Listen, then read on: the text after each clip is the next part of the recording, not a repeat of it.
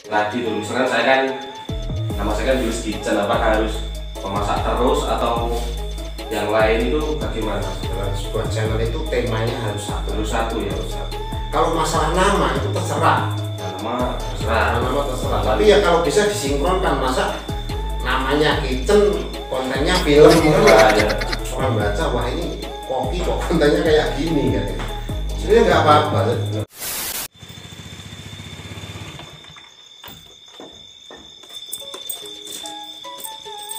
Selamat malam teman-teman.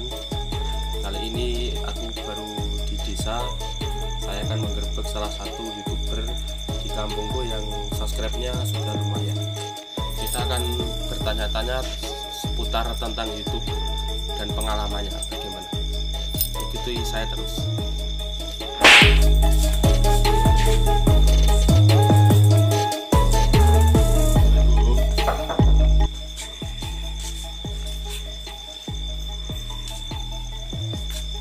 Mas.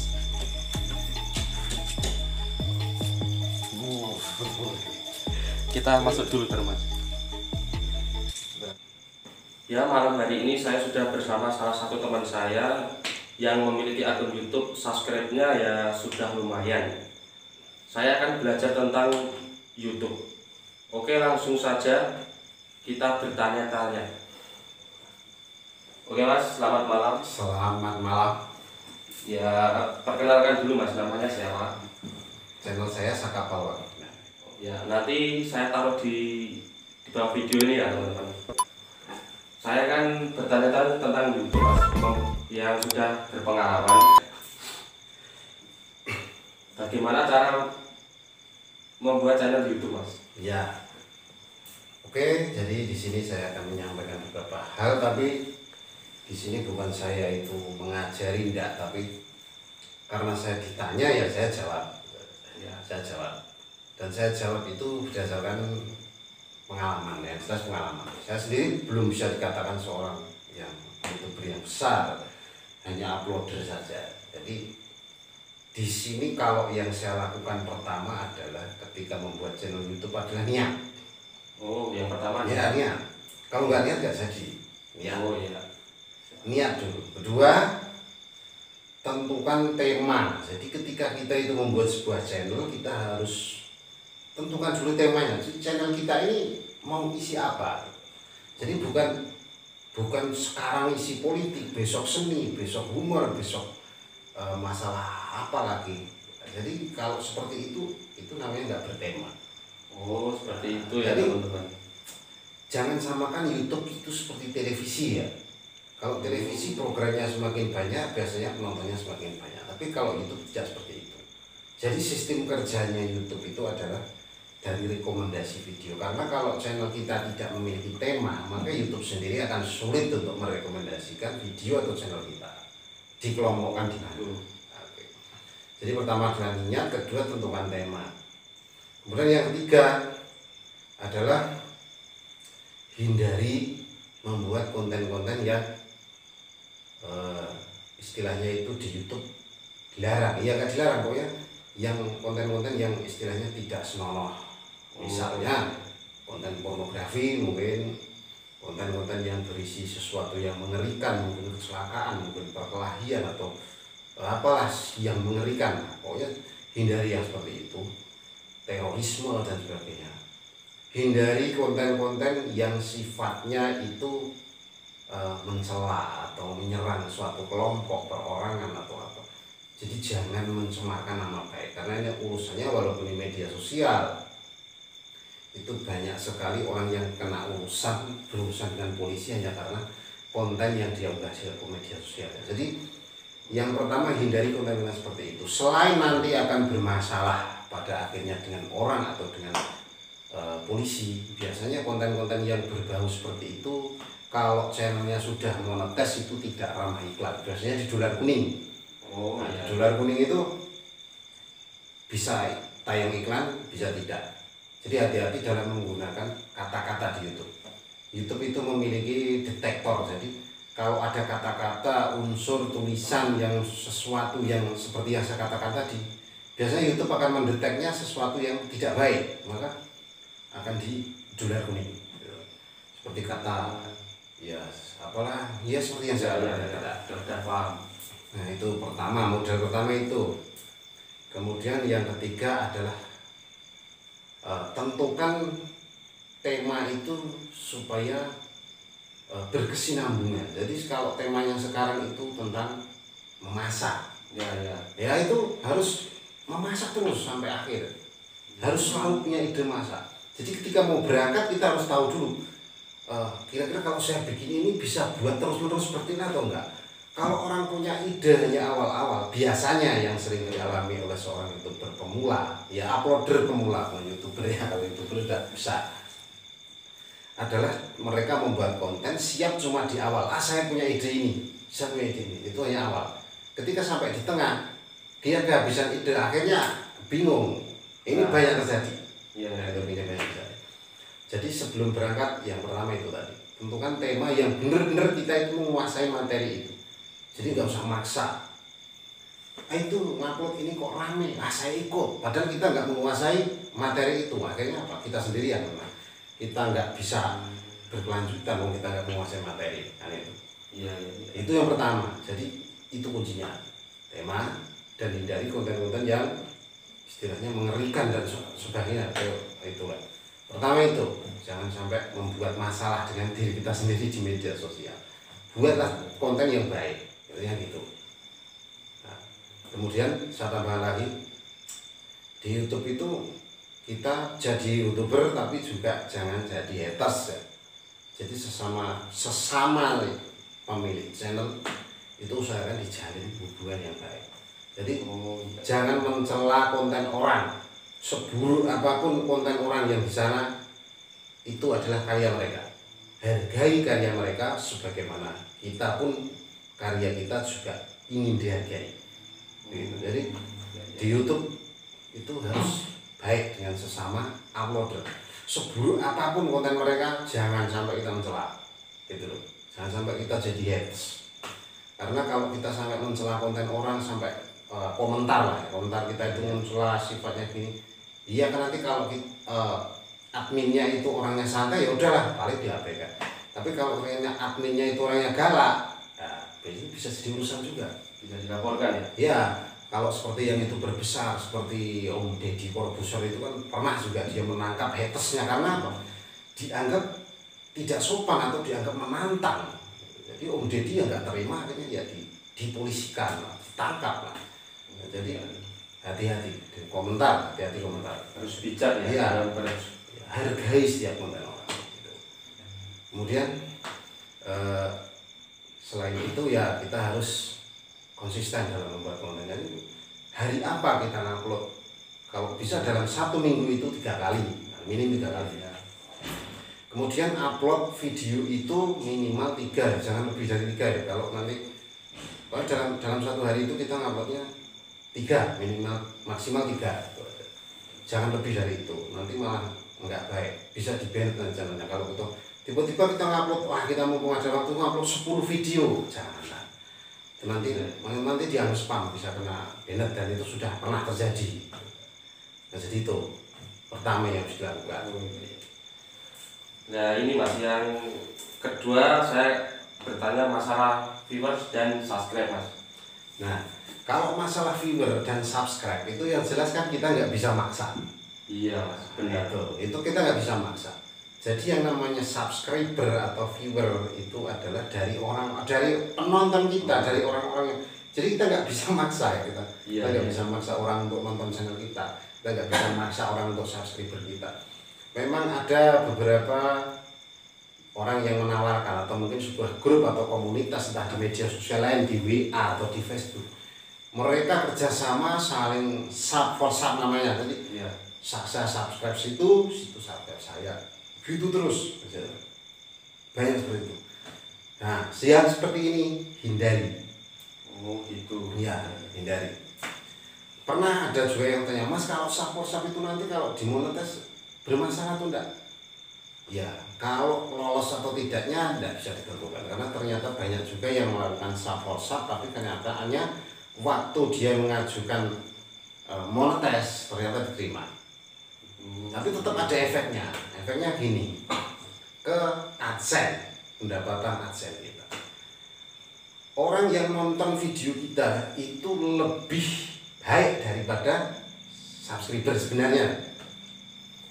Banyak penonton dan banyak subscriber itu lebih baik banyak penonton. Subscriber itu biasanya kalau yang memenuhi syarat untuk mengajukan monetis kan 1.000 ya, kan 1.000. Kalau belum 1.000 ya belum bisa. Ya penting juga sih untuk bisa sampai 1.000. Tapi setelah kita tercapai 1.000, itu perhatikan viewernya. Karena apa? Pendapatan seorang YouTuber yang besar sekalipun itu dari tayangannya. Jadi banyak sekali orang subscribernya 1 juta, tapi penghasilannya kok kalah dengan yang subscribernya 10.000. Kenapa bisa begitu? Karena jam tayangnya kalah dengan yang 10.000 ini. Jadi kadang orang, wah ini subscribernya segini, pasti penghasilannya juga banyak. Belum tentu ya, belum tentu. Karena subscribernya dikit, tapi yang nonton banyak. Karena apa? 80% penonton kita itu justru malah tidak subscribe. Malah tidak subscribe. Jadi mereka yang nonton saja tapi tidak subscribe. Itu malah lebih penting. Nah, kesalahan yang sering terjadi berdasarkan pengalaman loh ini, bukan mengajar loh ini, enggak pengalaman. Kalau dari teman-teman yang lain, mereka itu lebih banyak mengejar-ngejar subscriber daripada kontennya. Mereka itu banyak mati-matian cari subscriber sebanyak-banyaknya, tapi mereka lupa dengan kontennya. Tidak mati-matian bikin kontennya. Padahal cara menarik subscriber yang paling nomor 1 itu adalah membuat konten yang banyak disukai orang, yang dibutuhkan orang. Ya. Kalau konten kita itu bagus, bisa diterima orang, orang itu perlu, tanpa kita minta pun orang pasti akan subscribe. Itu. Jadi kita nggak perlu mengunjungi teman, kamu nggak subscribe channel saya, subscribe channel aku dong. Boleh aja seperti itu, boleh, tapi ya jangan terlalu sering. Karena kalau kita subscribe, biasanya orang subscribe itu hanya formalitas. Kamu udah subscribe saya subscribe kamu. Dan nanti saya mau nonton atau enggak itu terserah aku. Nah, gitu ya. Jadi masalahnya jam tayang, yang penting saya udah subscribe. Itu kalau subscribe. Tapi kalau orang itu subscribe secara sukarela, berarti dia suka dengan video kita. Maka setiap kali kita upload video, maka subscribernya akan penasaran, ini apa lagi? Dia pasti akan membuka video kita. Tapi kalau orangnya itu saya subscribe situ subscribe saya. Padahal sebenarnya saya itu nggak perlu kontennya situ, saya nggak memerlukannya. Saya kesukaan saya di politik misalkan, sedangkan dia kontennya itu di masakan, kan nggak mungkin saya seorang yang suka ke politik kok saya nonton masakan, kalau enggak kebetulan saya pengen masak. Nah, jadi cara menambah subscriber itu kalau menurut saya berdasarkan pengalaman saya adalah ya bikin konten yang baik, bikin konten yang menarik, yang dibutuhkan orang. Orang itu perlu, dan di YouTube tidak ada kalau bisa. Sesuatu yang perlu, kalau misalkan itu pasar, banyak orang yang perlu barang itu tapi tidak ada yang jual. Kalau kita ternyata jual, hanya satu-satunya kita yang jual, maka otomatis toko kita rame. Jadi intinya begitu. Cara nambah subscriber dan viewer itu nggak ada metode khususnya, nggak ada. Metodenya ya kita bikin konten yang baik, konten yang menarik, konten yang diminati orang, yang diperlukan orang. Jadi intinya gitu. Jadi nggak usah kita itu ngejar-ngejar subscriber, kita cari kesana kemari. Ya perlu seperti itu, perlu kita share di story, mungkin di IG atau di WA atau di Facebook, boleh aja, boleh seperti itu. Tidak mempengaruhi mas? Enggak, itu nggak mempengaruhi. Malah direkomendasikan ketika kita itu upload, biasanya YouTube itu ada opsinya, kalau ada opsinya mau di-share kemana, blog, Facebook, Twitter atau apa, biasanya ada opsinya seperti itu. Jadi nggak masalah. Iya. Jadi yang itu harus bikin konten yang baik, itu caranya. Ini gini mas, saya juga memiliki salah satu subscribe, itu subscribe-nya itu banyak, sudah berapa ya, 3.000-an, tapi sekali ngupload itu yang nonton sedikit itu apakah? Ya, barangkali juga ada unsur seperti ini tadi. Oh, seperti itu. Mungkin bukan berarti pasti, tapi mungkin juga seperti itu. Kasusnya seperti itu, mungkin seperti itu. Sabrinya banyak yang nonton karena nggak butuh. Ya. Dan ini yang ketiga mas, ini masalah hak cipta. Nah ini kemarin kan saya kan membuat konten mas, itu saya kasih backsound itu terkena hak cipta, itu apakah mempengaruhi mas ketika nanti di Sebenarnya kalau hanya sekedar klaim hak cipta atau semacam copyright itu nggak mempengaruhi jalur.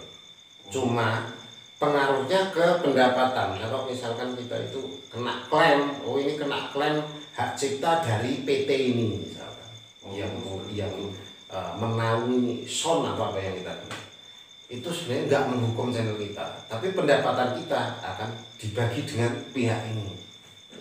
Jadi dibagi dua.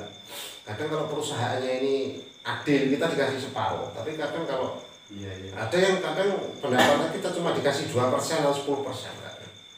Jadi aman. Ya, aman. Yang penting ya kita mau bagi hasil. Tapi kalau misalkan kita punya musik sendiri kemudian kita diklaim, maka kita diberi opsi untuk istilahnya itu menolak klaim hak cipta itu. Tapi kalau memang kita benar kita menggunakan musik orang kemudian kita kena klaim, itu biasanya kalau hanya sekedar bagi hasil nggak apa-apa. Biasanya kalau sudah monetis dolarnya akan terbagi dua, lambang dolarnya terbagi dua. Itu berarti kita bagi hasil. Jadi itu aman. Yang penting jangan sampai kita kena strike. Nah, strike ini berbahaya. Nah, strike itu teguran hak cipta, bukan klaim hak cipta, tapi teguran hak cipta. Kalau kita kena teguran hak cipta, itu channel kita kena nilai merah, ya, kena peringatan lah. Peringatan. Dan itu batasnya 3 kali. Masa hukumannya 3 bulan itu. Jadi kalau misalnya kita kena strike, wah video saya kena strike.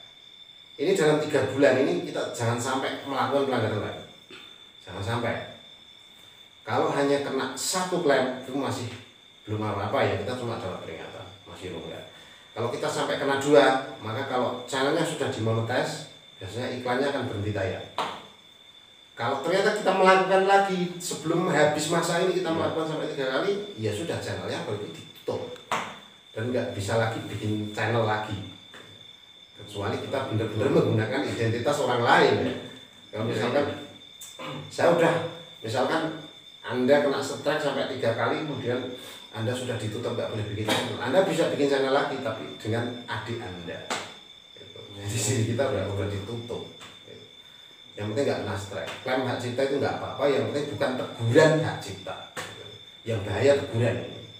Yang bahaya teguran. Kalau klaim biasanya sih cuma bagi hasil. Begitu ya mas. Nah ini mas, yang saya kan juga memiliki channel YouTube, saya itu bingung mas, ini masalah konten video itu apakah harus konsisten dengan satu tema mas, yang tadi tuh misalkan saya kan nama saya kan Julius Kitchen, apakah harus memasak terus atau yang lain, itu bagaimana mas? Yang sudah saya katakan di depan tadi bahwa dalam sebuah channel itu temanya harus satu ya. Kalau masalah nama itu terserah. Nama terserah. Tapi ya kalau bisa disinkronkan, masa namanya kitchen, kontennya film kan ya, beda. Ya sebenarnya nggak apa-apa, tapi kan kalau orang baca wah ini koki kok kontennya kayak gini kan gitu. Sebenarnya nggak apa-apa ya. Kalau hanya sekedar nama itu mau dikasih siapa, mau bahkan youtuber yang sudah besar sekali atau seorang yang memiliki channel rata-rata mereka itu menggunakan nama samaran, nama inisial, bukan nama asli. Nama asli itu nanti kalau kita sudah mendaftar ke Google AdSense, kalau kita sudah dimonetize, kita harus ke Google AdSense, itu kita nggak boleh bohong. Iya. Identitas, nama, alamat dan sebagainya harus sesuai dengan KTP dan KK. Kalau sampai ini kita bohong, nanti pihak AdSense ketika dia akan mengirimkan PIN ke Anda, PIN ini tidak akan sampai. PIN AdSense biasanya itu adalah untuk tahap akhir ketika kita monetes. Kalau kita sudah memasukkan PIN yang dikirim dari AdSense, maka ya udah kita tinggal tunggu penghasilan aja masuk ke rekening kita. Tapi kalau PIN ini sampai tidak sampai, biasanya kita akan diberi kesempatan 3 kali untuk mengajukan permintaan bebas. Makanya alamat kalau nanti kita adsense itu harus yang asli, benar-benar Alamat asli. Iya, kalau nama YouTube terserah mau pakai apa. Yang penting ya namanya ya yang bagus lah. Nama yang bagus dan yang sesuai dengan tema kita. Jadi kalau misalkan tema kita itu musik atau apa, ya ada unsur musiknya, ada kata nada atau kata apa harus ada. Ya nggak harus sih, kalau bisa ada. Gitu. Nama terserah. Iya. Terus ini Mas, ya tadi kan sudah dijawab yang ini, bagaimana Mas cara mempromosikan channel YouTube kita itu dengan membagikan link ke teman lewat WA, lewat Facebook, itu apakah mempengaruhi Mas? tidak. Tadi kan sudah saya katakan tidak. Tidak ya? Tidak mempengaruhi. Tidak mempengaruhi. Nah, jadi yang penting sabar. Kalau kita membagikan link, kita membagikan boleh. Bahkan dulu ya saya cerita dulu diri saya. Waktu pertama awal-awal bikin ya bingung, bisa mau bikin apa nih? Bikin ini kok nggak rame, bikin ini kok sepi, subscribernya nggak nambah, belum nemu jalan, saya belum menemukan jalan. Ini bisa mau bikin apa? Saya juga sempat bingung. Saya promo sana sini ya, sama aja, sulit. Namanya juga baru awal. Bahkan YouTuber yang besar mungkin kalau di Indonesia lah setingkat Atta Halilintar, mereka pun juga pernah nol. Saya yakin mereka pernah juga nol subscriber. 1, 2, 3 pernah. Mereka itu juga merangkak dari bawah. Sampai sekarang mereka bisa sebesar itu. Mereka pernah nol. Dan saya yakin mereka pasti juga pernah mengalami kesulitan. Pernah. Saya yakin itu. Saya yakin pasti pernah. Itu. Jadi itu sedikit penjelasan berdasarkan pengalaman saya loh.